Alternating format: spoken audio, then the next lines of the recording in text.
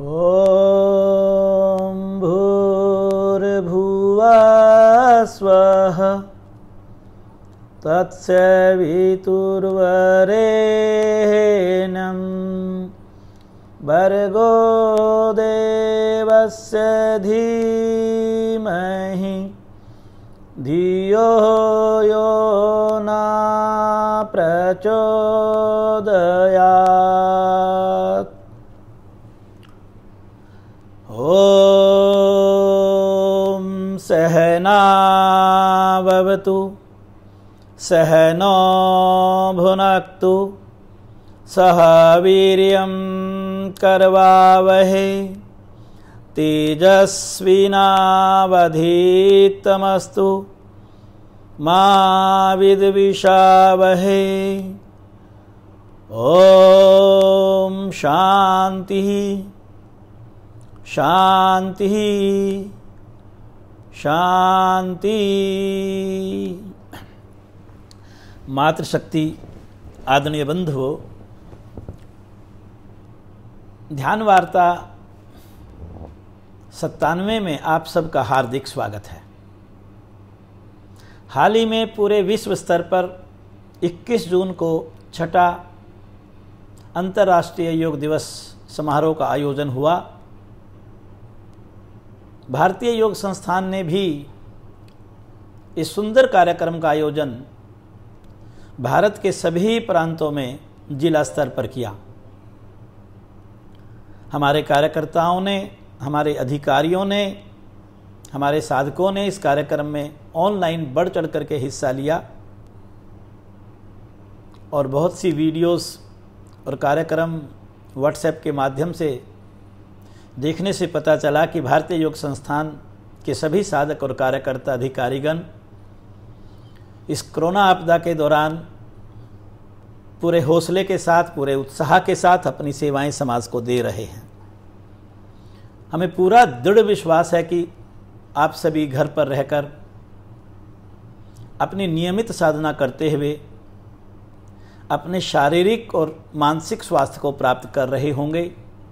यही नहीं, आप ऑनलाइन अपने सभी साधकों से जुड़कर प्रतिदिन उनको योग का मार्ग उनका प्रशस्त करके उनको जीवन जीने की कला सिखा रहे होंगे। उसी के साथ हमारे आध्यात्मिक पक्ष का विकास भी जरूरी है। भारतीय योग संस्थान समाज के सभी प्राणियों को सुखी देखना चाहता है। उसी संदर्भ में कोरोना आपदा को देखते हुए एक साप्ताहिक ध्यान साधना कार्यक्रम का शुभारंभ किया गया।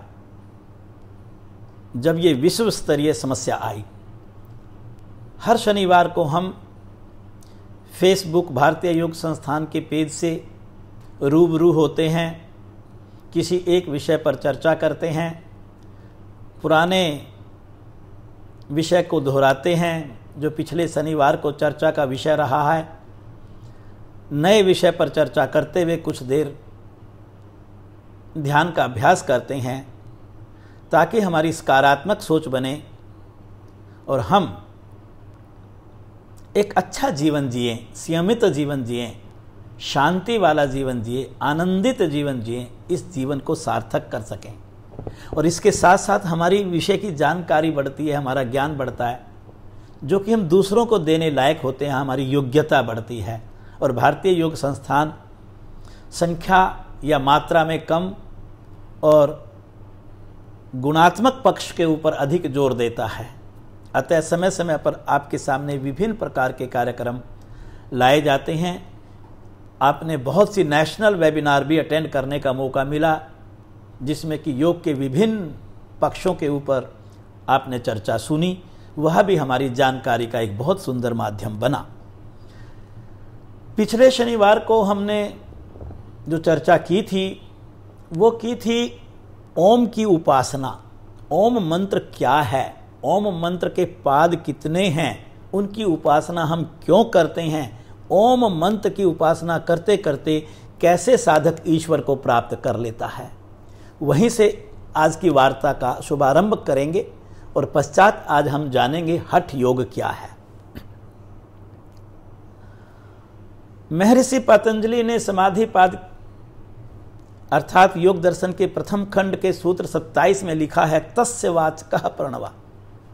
तस्य यहां पर ईश्वर के लिए, और वाचका का मतलब जिसको जिस नाम से पुकारा जाए, और प्रणवा ओम को कहा गया है। अर्थात साधक अपने इष्ट में ध्यान लगा करके उसे जब प्रणव नाम से पुकारता है तो वह ओम की उपासना कहलाती है। अपने ईश्वर को सच्चे मन से एकाग्रचित होकर के ओम के नाम से पुकारना। ओम और ईश्वर के बीच जो संबंध है वो नित्य संबंध है। एक उपासक और उपास्य का संबंध है, एक बोधक और बोध्य का संबंध है। जैसे पिता और पुत्र का संबंध नित्य होता है, मात्र केवल संकेत नहीं करता, वह संबंध ओम और मेरे ईश्वर के मध्य है। कहा गया है कि जब हम इस ओम रूपी धनुष और बाण रूपी आत्मा से सावधानी पूर्वक इसकी साधना करते हैं तो हम ब्रह्म रूपी लक्ष्य को प्राप्त करते हैं। अतः हमें ओम की स्तुति नियमित रूप से करनी चाहिए। स्तुति कैसे करें? ईश्वर को तक पहुंचने के लिए हमारा मार्ग क्या है? इस शरीर के 3 रूप हैं, जिसे हम स्थूल शरीर, सूक्ष्म शरीर और कारण शरीर कहते हैं। जब भी हम आध्यात्मिक पक्ष को विकसित करते हैं तो साधक को यह पता होना चाहिए कि पहले हम स्थूल शरीर के माध्यम से साधना करते हैं, पश्चात हम सूक्ष्म शरीर में प्रवेश करते हैं, और सूक्ष्म शरीर में प्रवेश करने के बाद हम कारण शरीर में पहुंचते हैं। और इस प्रकार जब हम स्थूल, सूक्ष्म और कारण शरीर की यात्रा को पूरा कर लेते हैं तो इस यात्रा को पूरा करने के पश्चात हमारा जो अंतिम लक्ष्य है वह है मेरी साधना की पराकाष्ठा, मेरे ईश्वर के दर्शन, मेरे ईश्वर के साथ अपना एकाकार कर देना, कैवल्य अवस्था को प्राप्त कर लेना। तो ओम की साधना भी स्थूल शरीर, सूक्ष्म शरीर और कारण शरीर की साधना है। इन तीनों साधनाओं को पार करते हुए व्यक्ति, साधक अपने ईश्वर को प्राप्त करता है। स्थूल शरीर की साधना में ऐसा माना जाता है कि जो सकल जगत है जिसे हम देख पा रहे हैं ये मेरे ईश्वर का सबल रूप है, मेरे परम पिता परमात्मा का सबल रूप है, और जो मेरा ये स्थूल शरीर है जिसे मैं देख पा रहा हूं ये आत्मा का सबल रूप है। तो पहले पाद की साधना में हम मुंह से बोल करके ओम का जाप करते हैं, जिसमें जीवा, कंठ, होठ सब काम करते हैं। ये शरीर काम करता है, अर्थात ये कहिए कि ये स्थूल शरीर जो आत्मा का सबल रूप है ये मेरे उस परमात्मा के इस स्थूल जगत रूपी सबल रूप की उपासना करता है। यहाँ पर स्थूल शरीर उपासक बन जाता है और स्थूल जगत जो मेरे परम पिता परमात्मा का सबल रूप है वह उपास्य बन जाता है। ये स्थूल शरीर का जो प्रकृति है वो अग्नि है। अग्नि के बिना हम कल्पना नहीं कर सकते इस शरीर की, अग्नि के बिना हम कल्पना नहीं कर सकते इस स्थूल जगत की।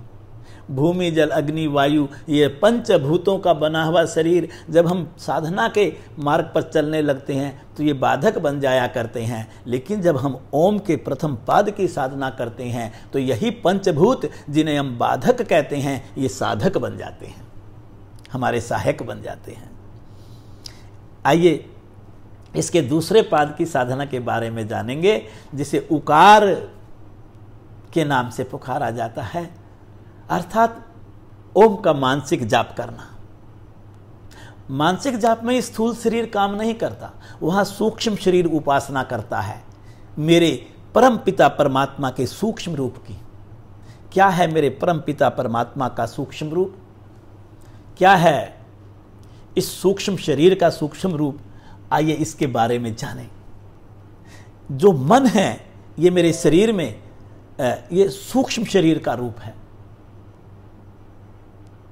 और जो अदृश्य शक्ति है जिसे हम समष्टि प्राण भी कहते हैं, जो ब्रह्मांडीय ऊर्जा है इस ब्रह्मांड के अंदर जिससे ये पूरा ब्रह्मांड चलता है, उसे मैं परम पिता परमात्मा का हम सूक्ष्म रूप कहते हैं, वह उसका सबल रूप है। और जो मेरे शरीर के भीतर उस ब्रह्मांडीय ऊर्जा का अंश व्यष्टि प्राण के रूप में विराजमान है, उसे हम आत्मा का सूक्ष्म सबल रूप कहते हैं। यहां पर मन से उपासना की जाती है। इसकी प्रकृति वायु है। वायु से ही तो प्राण शक्ति हमें मिलती है। अगर इस शरीर में प्राण नहीं बचेगा तो आप मानसिक जाप कैसे करेंगे? यह अदृश्य शक्ति है, एक बीज के अंदर उर्वरा शक्ति के रूप में है। यह मिट्टी और जल, अग्नि और वायु और आकाश सभी में विराजमान है। यहां पर सूक्ष्म शरीर उपासक के रूप में है, और जो ब्रह्मांडीय शक्ति है, जो अदृश्य शक्ति है, जिससे इस सृष्टि की रचना होती है, वह मेरे परम पिता परमात्मा का सबल रूप है। जब हम मानसिक रूप में इसका जप करते हैं तो जो सूक्ष्म भूत हैं, जो मेरी साधना में बाधक बनते हैं, वो बाधक ना बन करके साधक बन जाते हैं। वो बाधक ना बन करके साधक बन जाते हैं। आइए इसकी तीसरी साधना के बारे में हम जानेंगे। जो तीसरी साधना है ओम की, वो है मकार पक्ष की साधना। मकार पक्ष की साधना में कारण शरीर, कारण जगत की साधना करता है। क्या है कारण शरीर? कारण शरीर मेरे शरीर के भीतर शुद्ध चित्त है। यही इसका तत्व है, यही इसकी प्रकृति है। और इस जगत में मेरे परम पिता परमात्मा का जो कारण रूप है वह है ईश्वर। उसे महतत्व भी कहा गया है। मेरे शरीर के भीतर ये शुद्ध चित्त प्रज्ञा रूप है, विवेक रूप है। जब मेरी इंद्रियां और मन शांत हो जाते हैं तो मेरे भीतर विवेक जागता है, और मेरे चित्त की वृत्तियां शांत होने के बाद जो शुद्ध रूप हो जाता है उसे हम कारण शरीर के रूप में जानते हैं।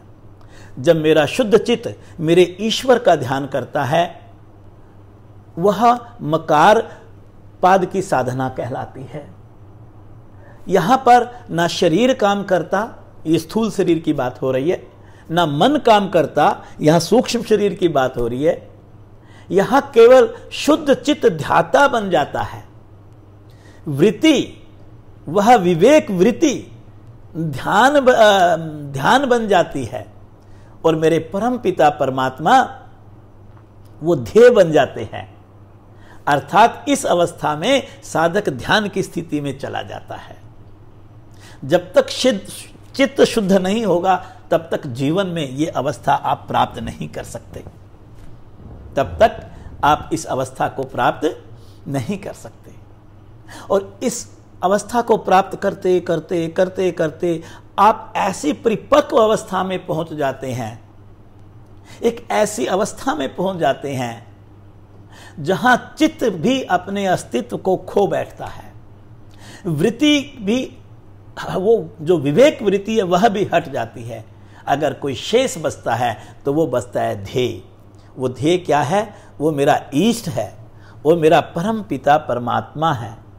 वही असंप्रज्ञात समाधि है, वही साधक की कैवल्य अवस्था है, वही सच्चे जीवन मुक्ति कहलाती है, वही तो मोक्ष कहलाता है, वही तो स्वरूप स्थिति कहलाती है, वही तो आत्म स्थिति कहलाती है, वही तो परम पिता परमात्मा के भीतर आत्मा का विलय होना कहलाता है, वही तो इन दोनों के बीच में एकाकार की स्थिति कहलाती है, वही तो जीवन की मंजिल है, वही तो साधना की पराकाष्ठा है। उसे कहा जाता है विराम, इति विराम।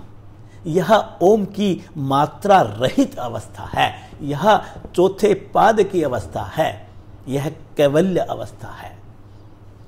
आप देखिए एक ओम मंत्र के जाप में कितना बड़ा रहस्य छिपा हुआ है। हम कई बार उसको बहुत हल्के में ले लेते हैं। साधना केवल सोचते हैं कि जो आसनों का अभ्यास करते हैं उनसे हमारी रीढ़ ठीक हो जाएगी, हमारे घुटने ठीक हो जाएंगे। अरे भाई, अगर आप वास्तव में योग के मार्ग पर चले हैं तो आप किसको ठीक कर रहे हैं? आप रीढ़, घुटने और पेट और गर्दन को ठीक करने पर लगे। ये तो हड्डी और मांस का शरीर है, ये तो मात्र एक साधन है। ये तो ठीक हो ही जाएगा जब आप योग के मार्ग पर चलेंगे, पर ये आपके योग की मंजिल नहीं हो सकती। ये आपके योग की मंजिल नहीं हो सकती। इसके लिए तो आपको अंतरंग साधना करनी होगी। अपने ईश्वर की अनुभूति करनी होगी, अपने भीतर उतरना होगा। आज हम हठ योग के बारे में जानेंगे। हठ योग क्या है, इसका प्रादुर्भाव कहां से हुआ, इसको शिव संहिता क्या कहती है, योग दर्शन क्या कहता है, हठ प्रदीपिका क्या कहती है, नाद योग क्या कहता है, कुंडलिनी योग क्या कहता है, गीता क्या कहती है, सिद्ध सिद्धांत पद्धति क्या कहती है।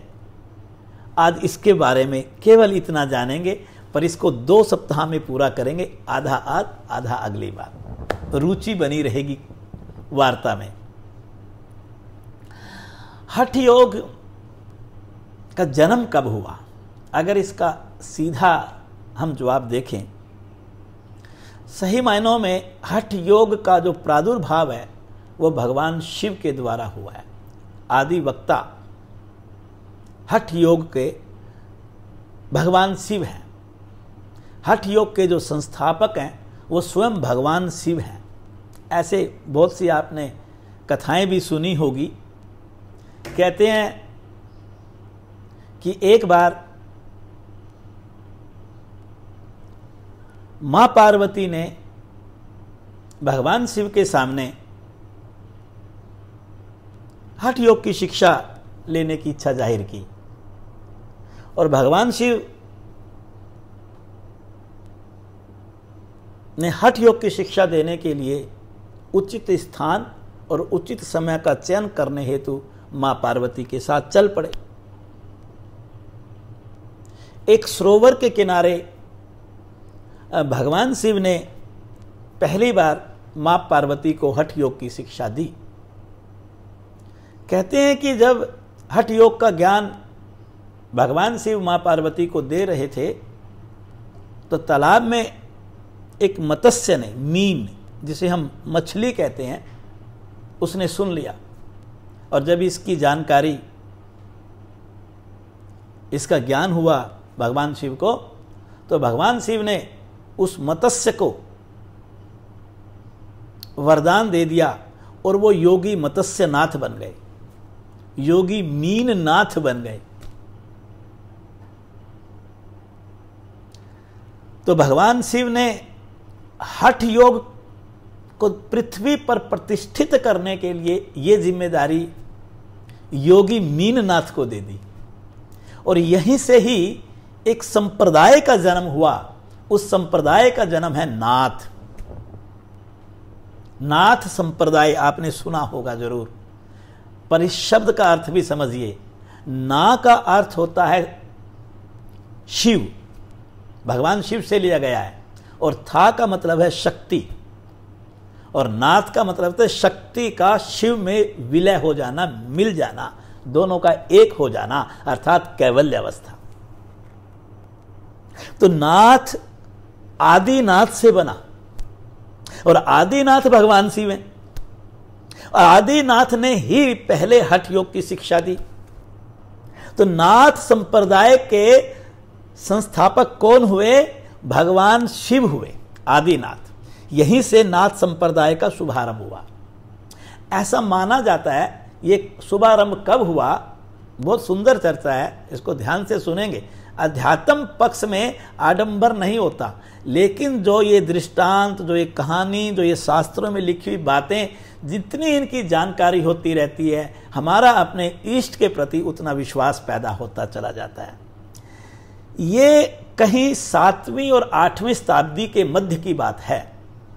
कहते हैं जब भगवान बुद्ध ने अपना शरीर त्यागा, उस समय बौद्ध धर्म टुकड़ों में बंटने लगा, छोटे छोटे टुकड़ों में बंटने लग गया और पतन की तरफ चल दिया।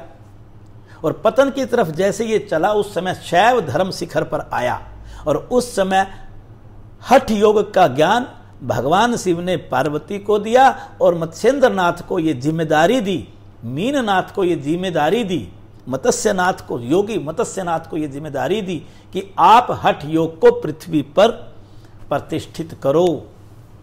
ये नाथ संप्रदाय का मतलब शक्ति को शिव से मिलाना, समाज को ये बतलाना, व्यक्ति को ये बतलाना कि तेरा जन्म क्यों हुआ, जब तक शक्ति का शिव से मिलन नहीं होगा, जब तक तू अपना विलय अपने परम पिता परमात्मा में नहीं कर देगा। हठ योग को नाथ संप्रदाय में जो कहा गया है वो केवल सूर्य और चंद्र स्वर की साधना करते हुए मध्य स्वर से प्राण को चलाना है, ये आपको बतलाया। एक इसमें थोड़ी सी कहानी मैं और जोड़ूंगा, क्योंकि हर रोज ये विषय नहीं लिए जाते। मत्स्येंद्र नाथ ने इसको कैसे आगे चलाया। नाथ संप्रदाय की आगे 5 शाखाएं बनी। हर शाखा का कोई एक सिद्ध पुरुष होता था, सिद्ध योगी होता था, और 84 सिद्ध हुए हैं शास्त्रों के मुताबिक, जिनमें कि सबसे ऊपर श्रेणी में आदिनाथ के बाद मत्स्यनाथ का नाम आता है, और उसके बाद आता है गोरखनाथ, गोरक्षनाथ भी कहते हैं। आपने गोरखपुर जगह उत्तर प्रदेश में सुनी होगी, जहां योगी आदित्यनाथ, देखिए उनके साथ भी नाथ लगा है और योगी भी लगा हुआ है। योगी आदित्यनाथ गोरखपुर के मंदिर में बार बार जाते हैं। वो वास्तव में योगी गोरखनाथ का स्थान है, योगी गोरक्षनाथ का स्थान है, जो कि स्वामी जो योगी मत्स्यनाथ के शिष्य हुए। और कहां से आए ये शिष्य? ऐसी धारणा कई बार ली जाती है कि शायद नाथ संप्रदाय ने स्त्री गर्भ से जन्म नहीं लिया, ये सब भगवान शिव के अवतार हुए हैं, भगवान शिव के ही रूप हैं। मत्स्यनाथ भी भगवान शिव का अवतार है, गोरखनाथ भी भगवान शिव का अवतार है। जितने 84 सिद्ध हुए हैं इनको भगवान शिव का अवतार माना गया है। कहते हैं कि एक बार योगी मत्स्यनाथ, नाथ संप्रदाय की एक परंपरा है, अपना भरण पोषण करने के लिए भिक्षा मांगते हैं, और भिक्षा में जो पदार्थ मिल जाता है उसी से अपना भरण पोषण करते हैं। यह प्रथा हमारी चली नाथ संप्रदाय में मत्स्यनाथ से। योगी मत्स्यनाथ हर रोज अपना जो उसको उनको मिल जाता था भिक्षा में, उससे वो अपना भरण पोषण किया करते थे। एक बार ऐसा दृष्टांत में कहा जाता है, एक बार वो अपनी एक ब्राह्मणी के दरवाजे जाकर के उन्होंने अलख जगाई। ब्राह्मणी बाहर आई, चेहरे पर तेज था, मन में उदासी थी। चेहरे पर तेज था, मन में उदासी थी, और उदासी मन से जब भिक्षा देने लगी तो मत्स्यनाथ भगवान शिव के अवतार थे, वो पहचान गए कि मन में उदासी है। उन्होंने पूछा कि देवी क्या बात है, चेहरे पे ओझ होते हुए मन उदास है। वो निसंतान थी ब्राह्मणी, उन्होंने अपनी व्यथा सुनाई, और मत्स्यनाथ ने अपने कमंडल से बभूत निकाली और ब्राह्मणी को देते हुए कहा कि तुम इस बभूत को खा लेना, ठीक 10 महीने के बाद तुम्हारे घर में तेजस्वी बालक जन्म लेगा। आसपास की महिलाएं कहते हैं इस बात को सुन रही थी। उन दिनों आडंबर का खेल था, क्योंकि अभी बतलाया कि बौद्ध धर्म पतन की ओर था, तो उन्होंने उनको बाद में कहा कि तुम इस बभूत को मत खाना, ये हो जाएगा वो हो जाएगा, उनको बहका दिया। और कहते हैं कि ब्राह्मणी ने वो बभूत ले जाकर के एक गड्ढे में डाल दी। 12 वर्ष बीत गए। 12 वर्ष के बाद फिर एक बार मत्स्यनाथ ब्राह्मणी के घर आए और उनकी इच्छा जागी कि मैं उस तेजस्वी बालक को देखूं। कहते हैं अलख जगाई, ब्राह्मणी बाहर आई, मुख पर तेज, मन में उदासी, और भिक्षा देने लगी तो उदासी का कारण पूछा गया तो उसने फिर निसंतान की व्यथा बतलाते हुए अपनी सच्ची बात बतला दी कि ऐसा ऐसा उस समय हुआ और मैंने उस बभूत का सेवन नहीं किया। तो उस समय उनके कहने पर वो उस गड्ढे के पास योगी मत्स्यनाथ गए और उन्होंने अलख शब्द बोला, और जैसे ही कहा तो दिव्य तेज प्रकट हो गए। दिव्य तेजस्वी बालक 12 वर्ष की आयु लिए हुए प्रकट हुए। तो उस बालक को कहते हैं कि मत्स्यनाथ, योगी मत्स्यनाथ अपने साथ ले गए, अपना शिष्य बनाया, और इस हठ योग के प्रचार और प्रसार की जिम्मेदारी योगी गोरखनाथ को मिली, गोरक्षनाथ को मिली। योगी गोरक्षनाथ ने भी महर्षि पतंजलि को माना, लेकिन हठ योग के बारे में हमें जानकारी कम होती है, और पतंजलि योग के बारे में आपको बहुत इस चर्चा के दौरान बतलाया जाता है। कहते हैं कि हठ योग को सही मायनों में धरती के ऊपर अगर कोई प्रतिष्ठित करने वाले योगी हुए हैं तो वो गोरक्षनाथ हुए हैं। और यह लगभग जो उनके जन्म की कथा, पहले योगी कई कई 100 साल जिया करते थे, उनके जो जन्म की कथा है वो लगभग कहीं 12वीं-13वीं शताब्दी के आसपास मानी जाती है।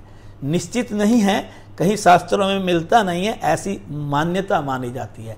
जिनके गहनीनाथ और चरपटीनाथ ये 2 शिष्य भी हुए, बड़े उच्च कोटि के ये सिद्ध पुरुष हुए हैं, जिनके माध्यम से इन्होंने हठ योग को का प्रचार और प्रसार किया। हठ योग का अर्थ क्या है, आइए इसके बारे में जानेंगे। आज विषय बहुत सुंदर विषय है ये। जो योग प्रेमी हैं उनको इन विषयों की जानकारी होनी चाहिए और हमें कल्पना भी करनी चाहिए, क्या वास्तव में कभी हम इन विषयों को जानने का प्रयास करते हैं। मैं कई बार अपने साधकों के साथ ये बात शेयर करता हूं कि समय को बर्बाद मत कीजिए। कोरोना में इतना समय हमारे पास था, मैंने शुरू में कहा था कि साहित्य पढ़िए, साहित्य पढ़ेंगे तो हमें बहुत बातें समझ में आएंगी और सच मानिए मार्ग प्रशस्त होगा। 2 ही तरह के मार्ग हैं, एक आस्तिक मार्ग है, एक नास्तिक मार्ग है। नास्तिक मार्ग दुखी, नास्तिक मार्ग पर चलने वाले व्यक्ति दुखी रहा करते हैं, आस्तिक मार्ग पर चलने वाले व्यक्ति सुखी रहा करते हैं। फैसला हमारे हाथ में है कि हमें किस मार्ग का चयन करना है। हठ योग का अर्थ समझने के लिए आप एक बात को जरूर समझ लें कि भिन्न भिन्न मार्गों से आने वाली नदियां आखिर पहुंचती कहां हैं। मार्ग जो मर्जी हो नदी का, लेकिन अंत में पहुंचती समुद्र में है, क्योंकि हर नदी का लक्ष्य समुद्र तक का रास्ता तय करना है। ऐसे आप योग के अंदर हमने पिछले इन चर्चाओं में बहुत सी बातें करी। कर्म योग क्या है, ज्ञान योग क्या है, भक्ति योग क्या है, मंत्र योग क्या है, सांख्य योग क्या है, बहुत बातें हमने की और उसी में ये एक हठ योग भी आ गया। ये वो नदियां हैं जी जो भिन्न भिन्न मार्गों से जाती हैं, लेकिन सबकी मंजिल एक है। जैसे नदियों की मंजिल समुद्र है, ऐसे इन योग मार्ग के भिन्न भिन्न रूपों की मंजिल मेरे ईष्ट हैं, मेरे परम पिता परमात्मा हैं। हठ का सही शब्द का अर्थ, कई बार हम सोच लेते हैं कि हठ योग का अर्थ तो जिद्द पूर्वक साधना करना है। हठ करना, शक्ति से करना, जिद्द बांध करके करना, ये इसका शाब्दिक अर्थ है। इसका जो भाव है हठ योग का वो क्या है। हा का मतलब होता है हम, ठा का मतलब होता है ठम।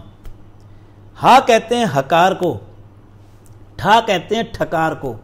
हकार मेरे शरीर का दायां पक्ष है, ठकार मेरे शरीर का बायां पक्ष है। अगर नाड़ी के रूप में देखें तो एक को पिंगला नाड़ी और दूसरे को हम ईड़ा नाड़ी कहते हैं, अर्थात दायां स्वर और बायां स्वर।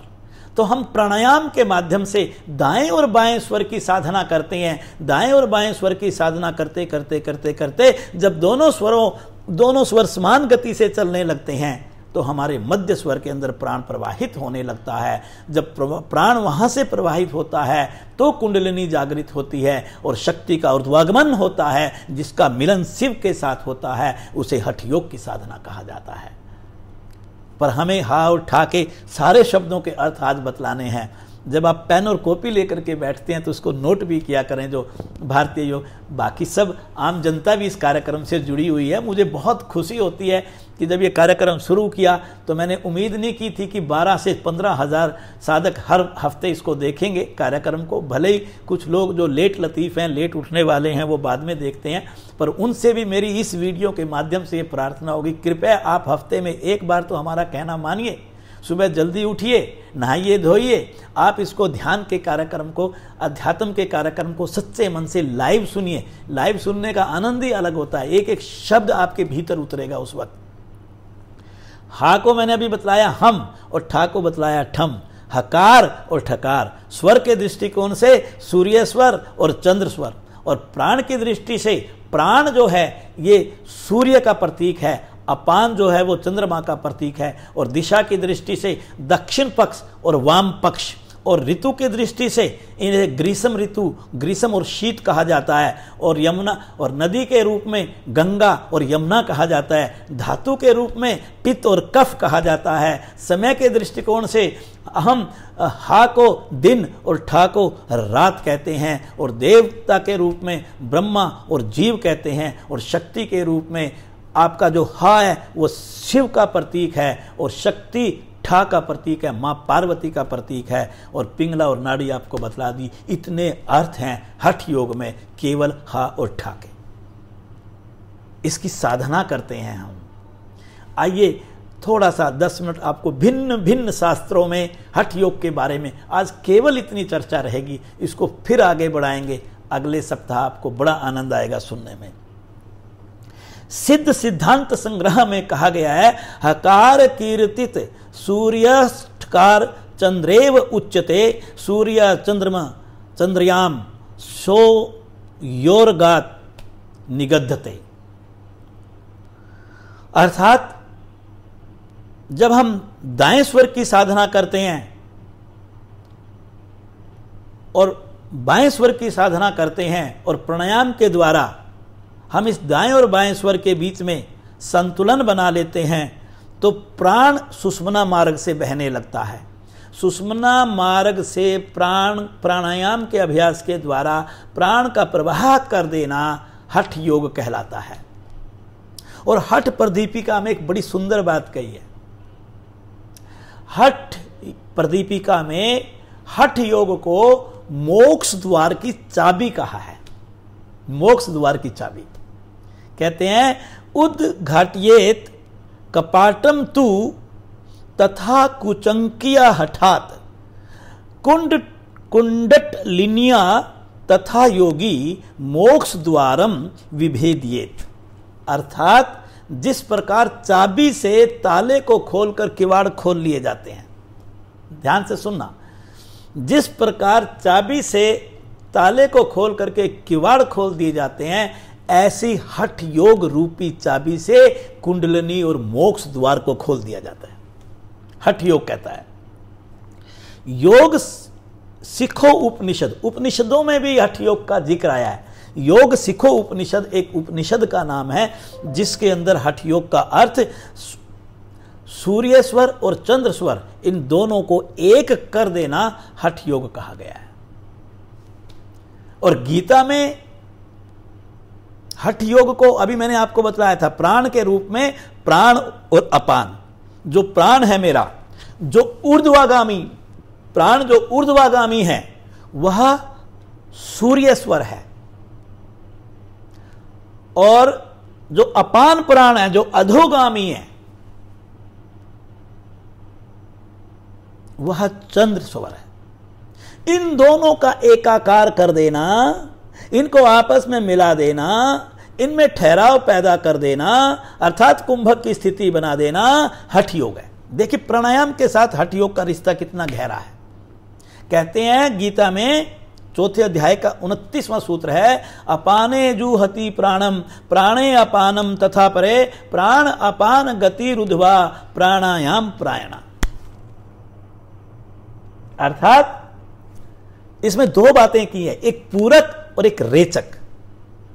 जब हम पूरक करते हैं तो मेरा जो प्राण है, जो ऊर्ध्वगामी है, वो अधोगामी बनता है, वो नीचे की तरफ जाता है, और नीचे की तरफ जाकर के वो अपान में मिल जाता है। अपान में मिलने का मतलब प्राण का अपान में उसका हवन होता है। और जब हम रेचक करते हैं, अपान हमेशा नीचे की तरफ चलता है, लेकिन जब हम रेचक करते हैं, श्वास को बाहर निकालते हैं, तो अपान की गति नीचे की तरफ ना होकर के ऊपर की तरफ हो जाती है। और जब अपान ऊपर की तरफ जाता है तो उसका हवन प्राण के अंदर होता है, वो प्राण में मिल जाता है। प्राण अपान गति रुद्ध्वा, जब प्राण और अपान इन दोनों की गति को रोक दिया जाता है, अर्थात साधक कुंभक की स्थिति में आ जाता है, अर्थात ये दोनों का एकाकार हो जाता है, तो उस समय साधक असंप्रज्ञात समाधि में पहुंच जाता है, कैवल्य अवस्था में पहुंच जाता है। उसे हठ योग कहा गया है गीता में। सभी शास्त्रों के अंदर योग भरा पड़ा है। और शिव संहिता में क्या कहते हैं? शिव संहिता में कहते हैं, प्राण अपानो नाद बिंदु, प्राण अपानो नाद बिंदु जीव आत्मा परमात्मनो मिलित्वा घटते यस्माद तस्माद वे घट उच्यते। यहां पर घट जो है वो हठ को कहा गया है, हठ को। प्राण अपान इसको मैं एक्सप्लेन नहीं करूंगा। प्राण अपान का मतलब वही है, प्राण और अपान का एकाकार कर देना, आपस में मिला देना, दोनों को एक कर देना, अर्थात कुंभक की स्थिति बना देना हठ योग है। तीन शिव संहिता में इसके तीन अर्थ बतलाए हैं। दूसरा नाद बिंदु।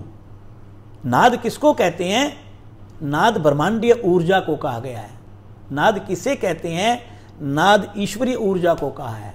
नाद किसे कहते हैं? नाद आत्मिक ऊर्जा को कहा गया है। नाद वो शक्ति है, नाद वो ऊर्जा है जो इस ब्रह्मांड में हर तत्व में विराजमान है। इस समय मैं बोल रहा हूं, आप सुन रहे हैं, ये नाद है, ये स्थूल नाद है, उसका स्थूल रूप है। हवा चलती है, पत्ते हिलते हैं, आवाज बनती है, वो नाद है। जब झरझर झर करके जल नीचे बहता है, वहां से आवाज निकलती है, वो नाद है। सुबह के समय पक्षी पेड़ पर बैठ करके चहचहाते हैं, वो नाद है। रात्रि में झिंगर की आवाज आती है, वो नाद है। ये सब स्थूल रूप में नाद है, स्थूल रूप की ध्वनि है। लेकिन आप सत्य मानिए, इस सृष्टि की रचना का आधार नाद है। नाद के बिना सृष्टि की रचना की कल्पना की ही नहीं जा सकती। और एक अनहद नाद है, अनहद नाद मेरे ईश्वर की ध्वनि है, मेरे ईश्वर की आवाज है। जब भीतर जाकर के साधक इस नाद और बिंदु को एक करते हुए अपने ईश्वर की ध्वनि सुनता है, जब अनहद नाद को सुनता है, जब उस ध्वनि की अनुभूति करता है, तो वह हठ योग है। वह तभी हो सकता है जब आपका प्राण आपके वशीभूत हो जाए। प्राण के साथ इसका बहुत गहरा रिश्ता है। और इसके अंदर एक आया है जीव आत्मा परमात्मनो। आत्मा और परमात्मा, इन दोनों का एक कर देना, आत्मा का परमात्मा में विलय कर देना हठ योग है। अब यहां एक बात समझने की है, आत्मा का परमात्मा में विलय क्यों नहीं हो पाता? आत्मा तो परमात्मा का अंश है, लेकिन वो आत्मा आत्मा नहीं, वो जीवात्मा बन गई। क्यों बन गई? क्योंकि उसका रिश्ता इस शरीर से बन गया, उसका रिश्ता इन इंद्रियों से बन गया, उसका रिश्ता इस मन से बन गया, उसका रिश्ता जब इस बाहरी पक्ष से बन गया, इस प्रकृति से बन गया, इस माया से बन गया, तो वो आत्मा इस माया से ढकी गई। आत्मा के ऊपर 5 चिमनियां चढ़ा दी हमने, आत्मा के ऊपर 5 कोष चढ़ा दिए हमने। आनंदमय कोष जो भावों से निर्मित होता है, विज्ञानमय कोष जो संकल्प और विकल्पों से निर्मित होता है, मनोमय कोष जो विचारों से निर्मित होता है, प्राणमय कोष जो प्राण से निर्मित होता है, अन्नमय कोष जो अन्न और जल से निर्मित होता है। इन 5 कोषों को चढ़ाने से ये आत्मा इनके साथ जुड़ने से बाहरी आकर्षण में चली गई और ये सांसारिक भोगों में लग गई, जिसके कारण व्यक्ति दुखी होता है। और वो जितना इनके साथ रहेगा, जितना इनका संग लेगा, उतना वो अपने ईश्वर से, अपने परमपिता परमात्मा से आत्मा दूर होती चली जाती है। आत्मा और परमात्मा का मिलन कठिन होने लगता है।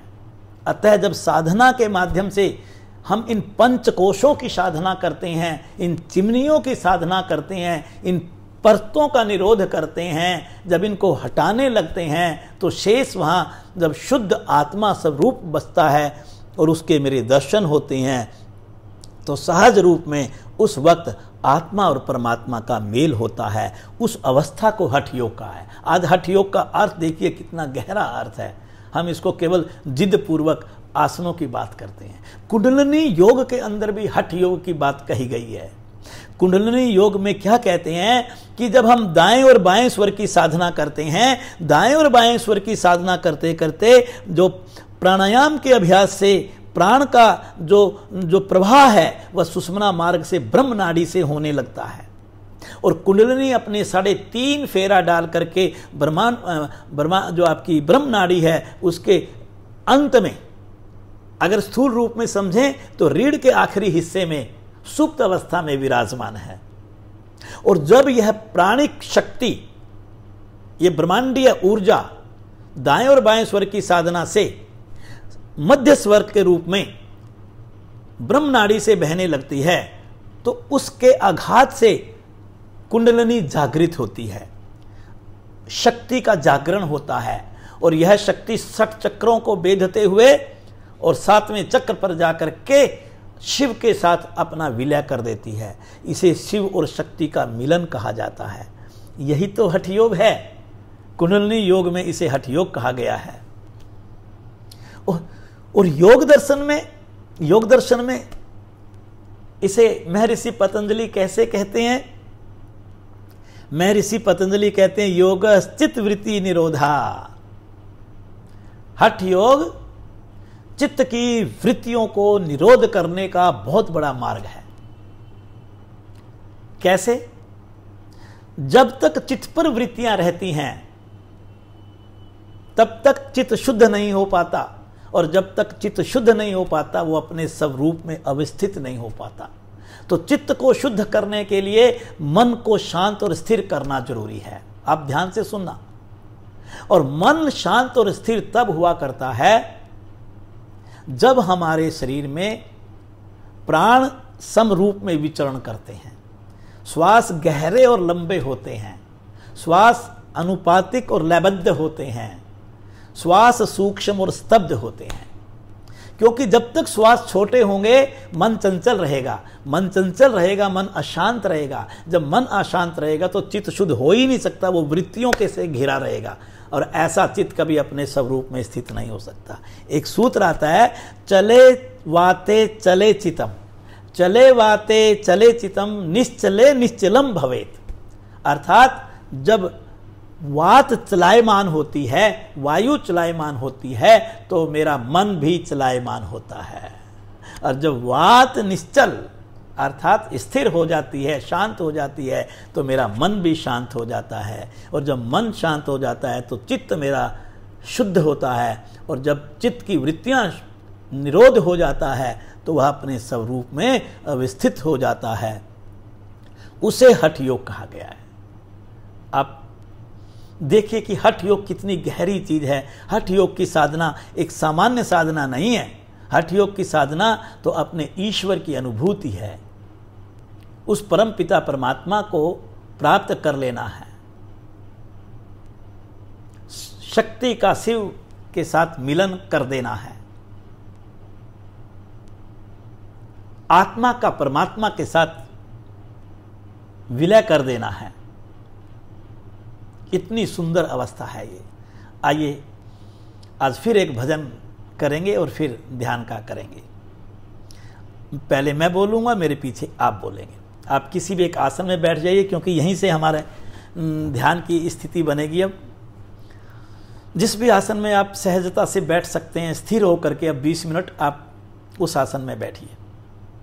जो असक्षम है किसी स्थिर आसन में बैठने के लिए, या उनको कोई शारीरिक पीड़ा है, तो वो अपनी सुविधा के अनुसार ऐसी स्थिति बना लें जिसमें कि चाहे वो लेट ही जाएं, लेकिन वो स्थिति ऐसी बना लें कि 20 मिनट उस अवस्था में बिना हिले डुले रह सके। बड़ा साधारण भजन होगा, बहुत मन को छूने वाला, जो भारतीय योग संस्थान के सभी मंचों से आपने बहुत बार सुना होगा। आपको सारी लाइनें आती हैं। पहले यहाँ से बोला जाएगा, फिर आप उसके पीछे दोहराएंगे मेरे साथ। इतनी शक्ति हमें दे न दाता, मन का विश्वास कमजोर हो ना। सभी बोलेंगे, इतनी शक्ति हमें दे न दाता, मन का विश्वास कमजोर हो ना। हम चले नेक रास्ते पे, हमसे भूल कर भी कोई भूल हो ना। हम चले नेक रास्ते पे, हमसे भूल कर भी कोई भूल हो ना। इतनी शक्ति हमें दे न दाता, मन का विश्वास कमजोर होना। दूर अज्ञान के हो अंधेरे, तू हमें ज्ञान की रोशनी दे। दूर अज्ञान के हो अंधेरे, तू हमें ज्ञान की रोशनी दे। हर बुराई से बचते रहें हम, जितनी भी दे भली जिंदगी दे। हर बुराई से बचते रहें हम, जितनी भी दे भली जिंदगी दे। वैर होना किसी का किसी से, भावना मन में बदले की होना। वैर होना किसी का किसी से, भावना मन में बदले की होना। हम चले नेक रास्ते पे हमसे, भूल कर भी कोई भूल होना। ये न सोचें हमें क्या मिला है, हम ये सोचें किया क्या है अर्पण। ये न सोचें हमें क्या मिला है, हम ये सोचें किया क्या है अर्पण। फूल खुशियों के बाटें सभी को, सबका जीवन ही बन जाए मधुबन। फूल खुशियों के बाटें सभी को, सबका जीवन ही बन जाए मधुबन। अपनी करुणा का जल तू बहा के, कर दे पावन हर एक मन का कोना। अपनी करुणा का जल तू बहा के, कर दे पावन हर एक मन का कोना। हम चले नेक रास्ते पे हमसे, भूल कर भी कोई भूल होना। इतनी शक्ति हमें दे न दाता, इतनी शक्ति हमें दे न दाता। मन का विश्वास कमजोर होना। हम चले नेक रास्ते पे हमसे, भूल कर भी कोई भूल होना। भूल कर भी कोई भूल होना।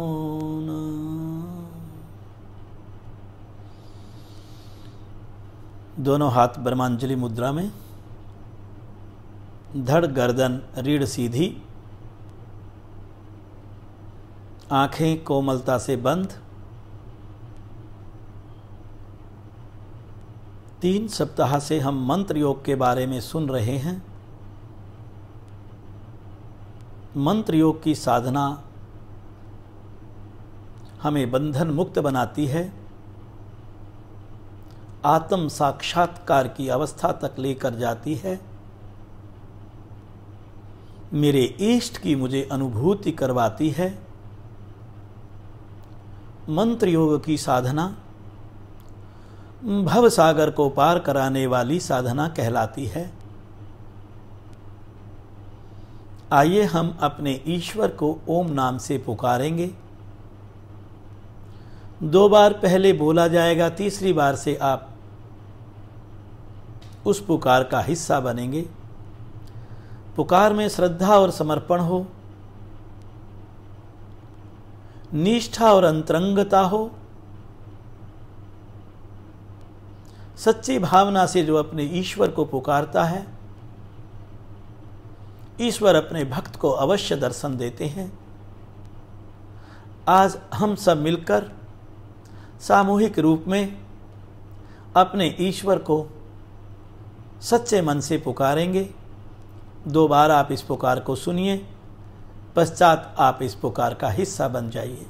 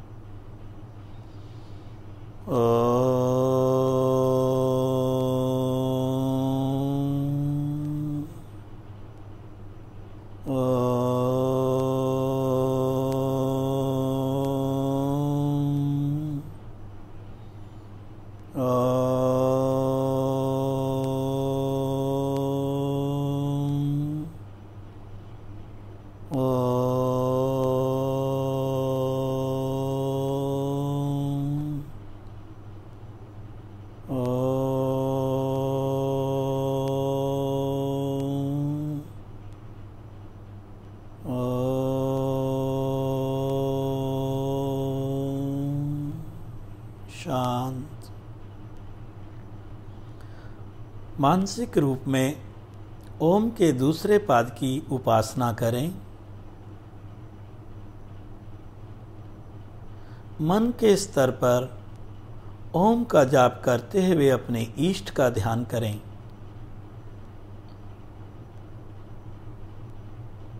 उकार पाद की साधना कहलाती है यह। मेरे मन को शांत और स्थिर करने वाली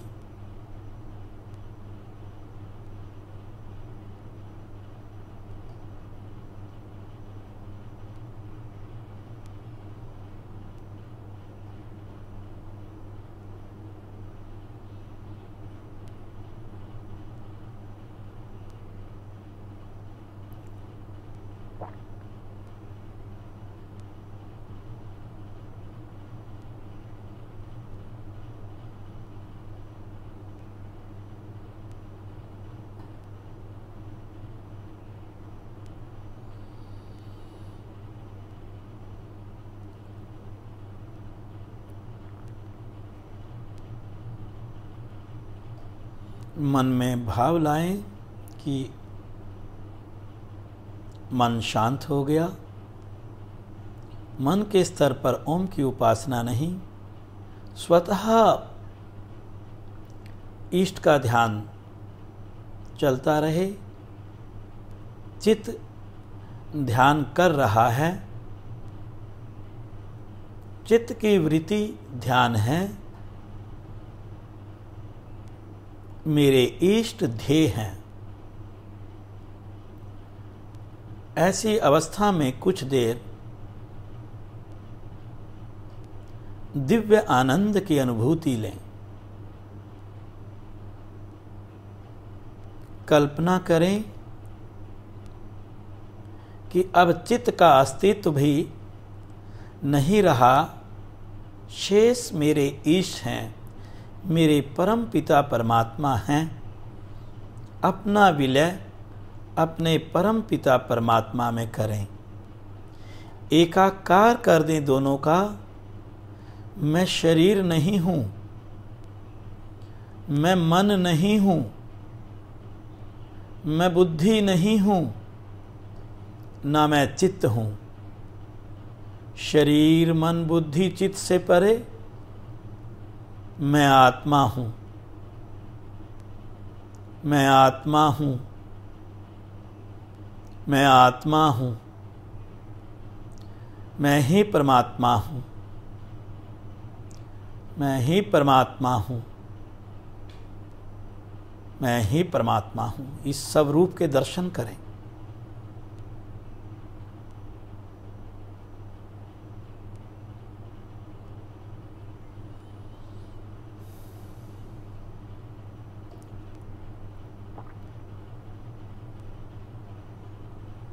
मांगे अपने प्रभु से, क्या मांगेंगे आप? प्रभु सबको सुखी रखना, सबका मंगल हो, सब अच्छा करें। ओम की ध्वनि करेंगे।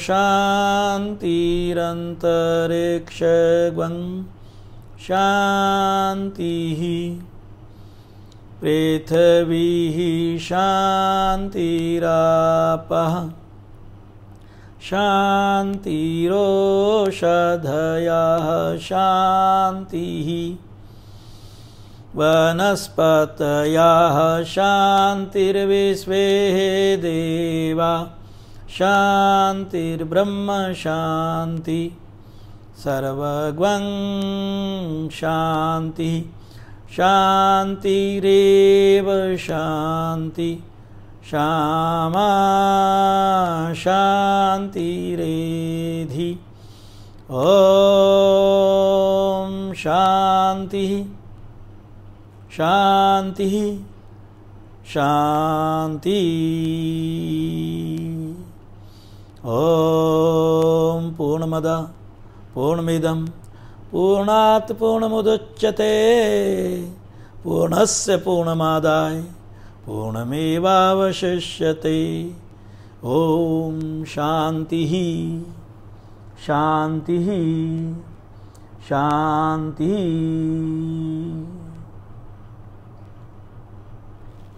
हथेलियों की ऊष्मा को, शरीर के इस दिव्य ऊर्जा को सभी अंगों पर धारण करते हुए परम पिता परमात्मा से आज का दिन सबके लिए मंगलमय हो की प्रार्थना करें। और सभी जिनकी आज उपस्थिति ना लगी हो, 1 मिनट के अंदर अपनी उपस्थिति लगा लेंगे।